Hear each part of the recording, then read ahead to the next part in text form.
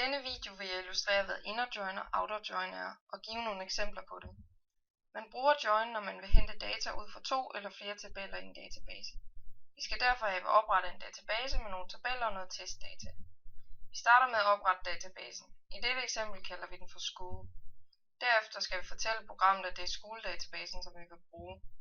For at oprette en tabel bruger man SQL-udtrykket create table. Vi starter med at lave en tabel, som hedder class. Den skal indeholde et unikt ID, som vi kalder class ID, og et navn, som vi kalder class name. Derefter opretter vi endnu en tabel, som vi kalder student. I denne tabel skal der udover et unikt ID og et navn også være en relation til class-tabellen. Dette gør vi ved hjælp af en fremmednøgle i student-tabellen, som vi kalder class ID. Nu har vi vores to tabeller. Class, som indeholder class ID og class name, og student, som indeholder student ID, student name og class ID. Som vi kan se på relationerne mellem de to tabeller, så bliver student-tabellen forbundet til class-tabellen via fremmednøglen class ID, som vi lavede tidligere. Nu skal vi have indsat noget data i vores tabeller. Det gør vi ved at bruge SQL-udtrykket insert into. Igen starter vi med at fortælle programmet, at det er databasen school, vi vil bruge. Da vi oprettede tabellerne, bestemte vi ved brug af identity, at der automatisk skal oprettes ID i tabellerne, når man indsætter data i de andre kolonner. Vi skal derfor blot indsætte data i kolonnen class name. Det kunne blandt andet være klassenavne som backend, frontend og design. Herefter indsætter vi data i tabellen student. Her skal vi både indsætte data i kolonnen student name og class ID. Et eksempel på et student name kunne være Line, og et class ID kunne være 1.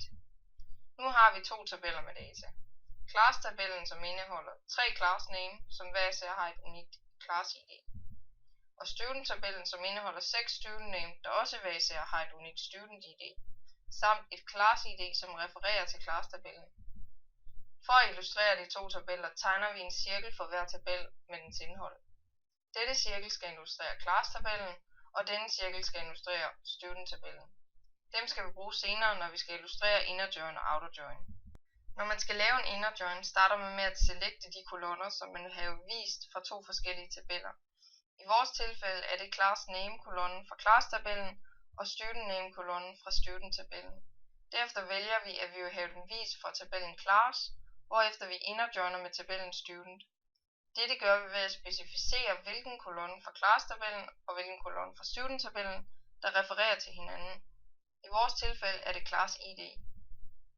Når vi har lavet denne inner join, får vi udskrevet et query-resultat, som svarer til dette. Her kan vi se, at eleverne Line, Mette og Anders går i backend-klassen, og Jakob og Signup går i frontend-klassen.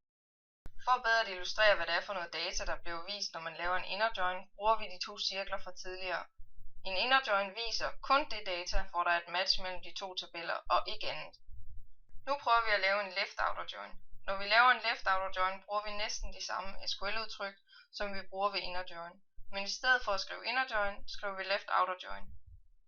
Når vi har lavet denne left outer join, får vi udskrevet et query-resultat, som svarer til dette. Her kan vi stadig se, at eleverne Line, Mette og Anders går i backend-klassen, og Jakob og Signup går i frontend-klassen. Men derudover kan vi også se, at der ingen elever går i design-klassen. Og hvordan kan det være? Jo, for når man left outer joiner to tabeller, får man vist alt det data, hvor der er et match mellem de to tabeller, samt på venstre side af join, hvor der ikke er et match. Nu prøver vi at lave en right outer join. Vi bruger det samme SQL-udtryk som før, men i stedet for at skrive left outer join, skriver vi right outer join. Når vi laver denne right outer join, får vi udskrevet et query-resultat, som svarer til dette. Her kan vi igen se, at eleverne Line, Mette og Anders går i backend-klassen, og Jakob og Signup går i frontend-klassen. Men derudover kan vi også se, at eleven Simon ikke går i nogen klasse.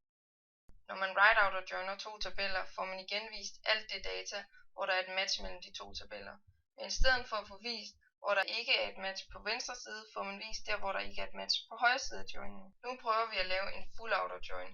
Igen bruger vi de samme SQL-udtryk som før, men i stedet for at skrive right outer join, skriver vi full outer join. Når vi laver denne full outer join, får vi udskrevet et query-resultat, som svarer til dette. Her kan vi stadig se, at eleverne Line, Mette og Anders går i backend-klassen, og Jakob og Signup går i frontend-klassen. Men derudover kan vi også se, at der ingen elever går i design-klassen, og at eleven Simon ikke går i nogen klasse. Vi har altså fået vist alt data fra begge tabeller, uanset om der er et match eller ej. Så for at resumere kort op, har vi lært, at en inner join kun viser det data, hvor der er et match mellem de to tabeller og ikke andet. En left outer join viser det data, hvor der er et match mellem de to tabeller, samt på venstre side af join, hvor der ikke er et match. En right outer join viser det data, hvor der er et match mellem de to tabeller, samt på højre side af joinen, hvor der ikke er et match. En full outer join viser alt data fra begge tabeller, uanset om der er et match eller ej. Jeg håber, du synes videoen var lærerig. Tak for i dag.